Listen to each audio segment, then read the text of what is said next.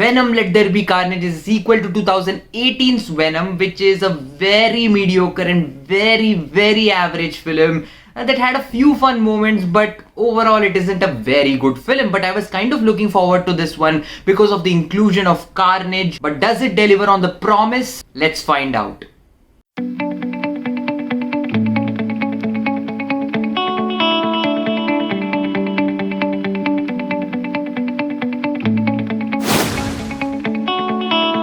Venom Let There Be Carnage continues the story of Eddie Brock, aka Venom, who now must face off against Cletus Cassidy, a psychopathic serial killer who is also Carnage. Right off the bat, let me tell you that Venom Let There Be Carnage is an entertaining and fun film. It does deliver on its premise, and the action sequences are very well done, which is what makes the film a whole lot more entertaining. Especially the final fight of the sequence between Venom and Carnage, it's very well done. The CGI looks very good, and overall I was quite impressed by the CGI. It doesn't come off as cheap looking or fake. It actually fit in well with the film, and I enjoyed it a lot.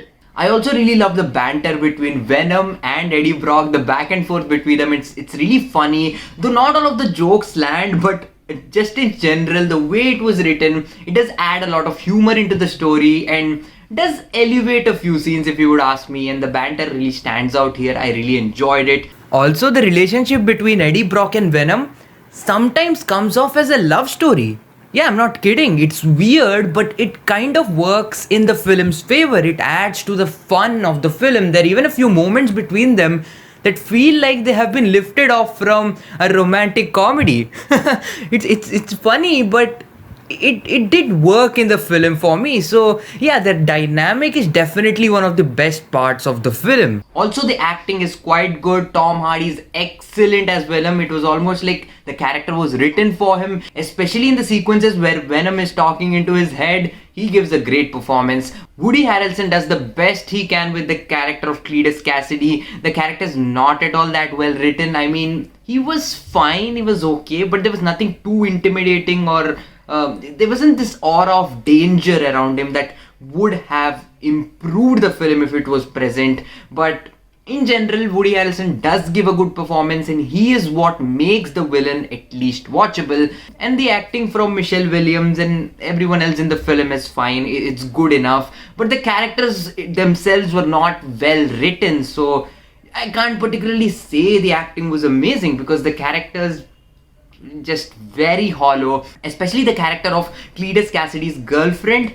It's so badly written. Like, I couldn't even like her. There was just no connect there. I just didn't care about the character. If you would remove that character from the entire film, it would have made the film a lot more better. And this movie is so messy. Like, I mean, this is the definition of a messy screenplay. From the opening scene to the end, it's all over the place. Like, I mean, there's a subplot that happens, and the way it transitions to the next scene, it's just a mess. I mean, it's one of the messiest films I've seen in the entirety of 2021. That's how messy this film is. The direction is extremely bad. I mean, it could have been a lot better. The cinematography, there isn't a consistent cinematography throughout. Like, it's so weird. Andy Serkis, the director, he doesn't bring any personality to the film. It's almost, at times, it felt very one-dimensional. Though it had its fun moments, I just couldn't care enough. I just couldn't connect with the film in a way that I probably wanted to. Why isn't this film rated 18+? This movie needed a lot of violence and gore. I mean, honestly, if you would have made this an 18+ film, I would have given this a higher score, honestly, because this film needed that. This film, you have Carnage, such an iconic villain. He is literally a monster who eats people left and right. You need the blood, you need the gore, because there wasn't a single scene in the entire film where it came off as intimidating, where Carnage was like, oh my god, it's so horrifying, or you didn't feel scared of Carnage. You knew he was a villain. You had fun watching Carnage and Venom fight, but there was never that moment where you're actually afraid of him. And so that literally lets the movie down. If this movie had more in terms of its blood and gore, this would have been a better film overall. But despite all of those millions of flaws, I still surprisingly enjoyed myself. You're not particularly disappointed by the film in the end because you get the fun that it promised to. You just wish there was a lot more to it.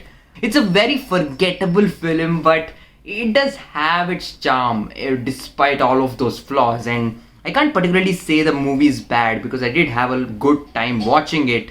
So with all of that said, I'm going to give Venom Let There Be Carnage a B-. On the entertainment scale, I will give it a 7 out of 10 because I did enjoy myself quite a bit. So those are my thoughts on Venom Let There Be Carnage. Comment down below what you guys thought about the film. Which one do you like better, Venom 1 or Venom 2? Comment all of that down in the comments. Thank you very much for watching. If you like this video, do give it a like. Consider subscribing to the channel so that you can stay up to date with all of the videos on this channel. Thank you very much once again, and I'll see you again.